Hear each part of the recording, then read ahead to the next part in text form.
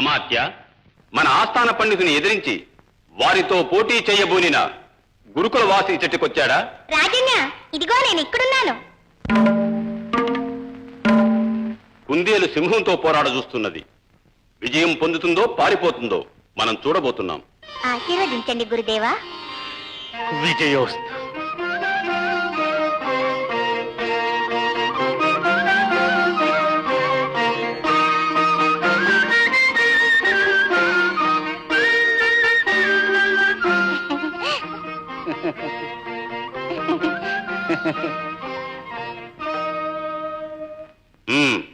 ఆరంభించుదామా?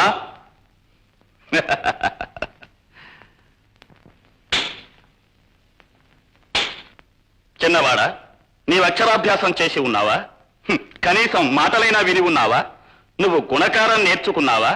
నీ పేరును చూచైనా వ్రాయగలవా? ఓయ్ ముసలివాడా, తమకు తెలియనివి మాకు తెలియవని ఊహించరాదు. చిన్నవారు పెద్దవారను భేదాలకే ఇట స్థానము లేదు. ప్రతిభ తెలివిని బట్టి ఉండును, ఒడల్ని బట్టి ఉండదు. తమరు పండితులైతే నా విజ్ఞానాన్ని శోధించి నాపై జయించండి, లేదా ఇక్కడ నుండి వెళ్ళండి. 4 వేదములు ఉమ్మధించిన నాపై పోటీ చేయుటకు నువ్వెంతటి వాడవు? విర్రవీరకు జ్ఞానమూర్తినని నీవు విర్రవీరకు. మహారాజులు కవులు పండితులనెడు ఈ భేద భావమెవ్వరికి భావ్యం కాదు. జ్ఞానమూర్తినని నీవు విర్రవీరకు.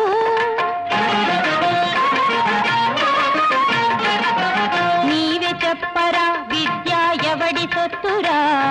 జ్ఞానమన్నది ఇలలో ఎవడి సొత్తురా? నీవే చెప్పరా విద్య ఎవడి సొత్తురా? జ్ఞానమన్నది ఇలలో ఎవడి సొత్తురా? కృషి వలన ప్రతి వారికి జ్ఞానము వచ్చు. దైవ కరుణ చేత పసివాడు కవిగా వచ్చు. జ్ఞానమూర్తినని నీవు బిర్రవీదకు.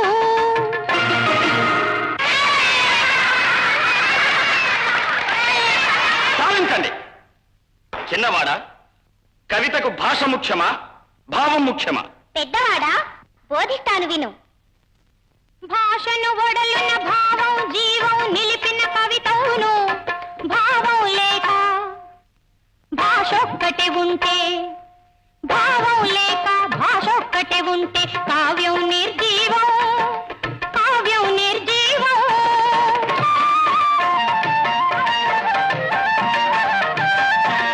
తెలివగు శిల్పి శిలలను మలచి దేవుని చిత్రించు. ఆ కళనిరుగనితో దేవుడు కూడా శిలయే అవును కదా. తీయని కమ్మని వాక్యాలు అందు జీవం నింపును భావాలు. భాషాభావం జోడుగూడిన నవరస కవితలు విలసిల్లు, నవరస కవితలు విలసిల్లు. భాషను ఒడలున భావం జీవం నిలిపిన కవితవును. భావం లేక భాషొక్కటి ఉంటే కావ్యం నిర్జీవం, కావ్యం నిర్జీవం. చిన్నపిల్లాడా, దైవం పొడమియందు ఒకరిని దరిద్రుడుగాను మరొకరిని భాగ్యవంతుడుగాను పుట్టించు ముఖ్య కారణం. పెద్ద పిల్లాడా, సావధానంగా విను. ప్రాణుల పిత దైవం అందొక్కడు మానవమూర్తి. ప్రాణుల పిత దైవం అందొక్కడు మానవమూర్తి. సృష్టికి మూలం తానే అని మానవ మాతృని భ్రాంతి. అధికుడనని గర్వించు ఆ దేవుని మహత్తు మరచు.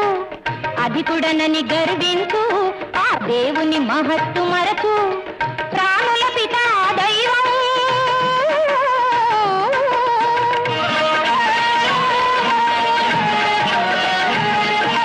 అనుక్షణం మనిషి బలము సకల జీవుల బ్రతుకు ఫలము. అనుక్షణం మనిషి బలము సకల జీవుల బ్రతుకు ఫలము. ఆ ఈశ్వరు కరుణాలవము ఈ నిజమును ఎరుగదు జగము. నీకెందులకయ్యా అహము, నీకెందులకయ్యా. రాజన్య, ఇప్పుడు నేను అడగబోవు ప్రశ్నకు బిడ్డ భీతిల్లి పారిపోబోతున్నాడు. రే అర్భక, ఏది నేను అడిగిన దానికి సమాధానం? కలియుగం ముగియునది ఎప్పుడో నీవు కొంచెం చెప్పగలవా? అరే డింభక, నువ్వు ఆలకించు. అధికార మత్తులు అసహాయులను దోచి దాసులను చేయు కాలం. కలిమిగల పెద్దలు నిరుపేద జీవులను అవమానపరచు కాలం. జగతి నేలడి వారు జ్ఞానులు కవులను కక్షతో త్రొక్కు కాలం. గగనము భూమియు కలగి ప్రళయం రేగి కలియుగం ముగియు కాలం. గుణవంతులను దృంచి కులపతుల వేధించి క్రూరులే చెలగు కాలం. ధర్మ నిరతిని మరచి న్యాయ మార్గము విడచి లోకమే సాగు కాలం. ఈ భువిని మూర్ఖులు దీనులను హింసించి రక్తమున ముంచు కాలం.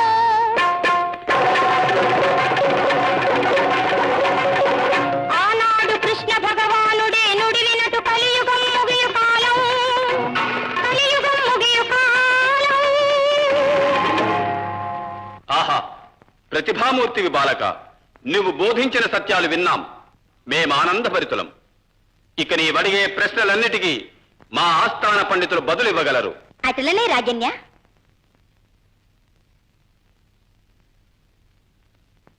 ఇప్పుడు నే వెల్లడించే 2 వాస్తవాలు అసత్యములని రుజువు చేయు ప్రతిభ మీకుంటే మాపై గెలిచినట్లు ఒప్పుకుంటాం. కానివ్వు.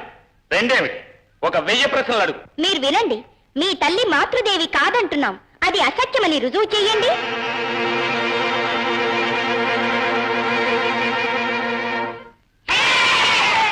రెండవది కూడా వినండి. మహారాజు పుణ్యమూర్తి అంటున్నాం. మీరు కాదని రుజువు చెయ్యండి. అన్యాయం, అధర్మం. మమ్మల్ని పరాభవించదలిచావా? ఆపండి, ఆపండి. కుమారా, నీ ప్రతిభను ప్రజ్ఞను చూసి మేం పరవశమవుతున్నాం. నీవిప్పుడు మా పండితుని అడిగిన 2 విషయాలలోనూ ఒక్కటి వారు కాదని రుజువుపరచలేదు. ఆ రెండిటి ఎందునను ఒక్కటైనా నువ్వు రుజువు చేయి చూస్తాం. ఇప్పుడే 2 మేము రుజువు చేస్తాం. రాజన్య, ఆస్థాన పండితుని తల్లి మాట కాదని వాదించాం. గొడ్రాలి అని రుజువు పరచుతాం. ఏ విధంగా? అరటి చెట్టు ఒక గెల వేసిన విధంగా. పండితుని తల్లి వీరికొక్కరికి మాత్రమే మాటగుట చేత ఒక బిడ్డ కాదు, ఒక మొక్క తోట కాదు. ఈ వ్యక్తి జన్మించిన వెంటనే తల్లి మరణించినది. అందుచేత తల్లిని కాపాడని బిడ్డకు మాత గనుక బిడ్డలు పుట్టినప్పటికీ గొడ్రాలే. మరి 2వ విషయం వినండి. మన రాజు పుణ్యమూర్తి అని అనుకుంటున్నాం, కాని వారు పుణ్యమూర్తి కారు. అది ఏ విధముగానన రాజా రాష్ట్రకృతం పాపం అను లోకోక్తిని బట్టి దేశజనులందరి పాపం రాజునకే చెందును. అందుచేత రాజు పుణ్యమూర్తి కారు. ఆహా, అద్భుతం, అద్భుతం. ఆహా, పుత్రా!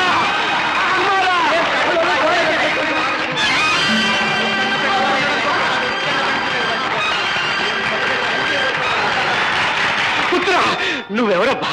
నీవెవరు? విద్య నేర్చవచ్చితివా? విద్య నేర్పవచ్చితివా? ఆనాడు కుమారుడు వేద మార్గమును వేదాంత పదమును చాటి ఈశ్వరునికే విద్య గరిపినాడు. నేడు నీవో ఎవరూ అడుగని చిక్కు ప్రశ్నలు అడిగి ఎవరూ ఊహించని సత్యాలు వెల్లడించావు.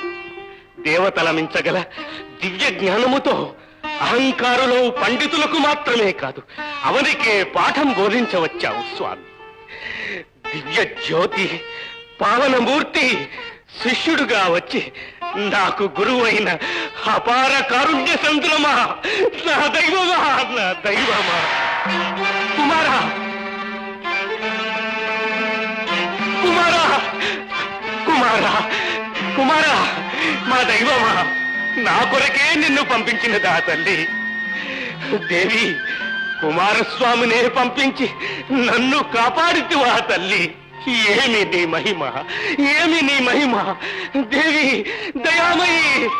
శర్వాణి ప్రియభక్త, అరుణకు ఉపదేశించిన కుమారస్వామికే గురువరిల్లు కాగల మహావ్యక్తి, దేవికి అనుంగు భక్తాగ్రేసర, మా సర్వదోషాలను మన్నించి దాసుణ్ణి దీవించి అనుగ్రహించండి స్వామి. రాజన్య, రాజన్య, ఈ లోకాన దోషము చేయువారెవ్వరు, మన్నించువారు పాపులెవ్వరు, పవిత్రమూర్తులెవ్వరు. సర్వస్వము ఆ తల్లి విలాసము. శక్తి లీలలు 1, 2 తలుచుకుంటేనే హృదయం ద్రవించును. రాజన్య, వినండి. ఆ తల్లి మహిమలు, మహాపతివ్రతలను అనుగ్రహించు ఆ దేవి మహిమలు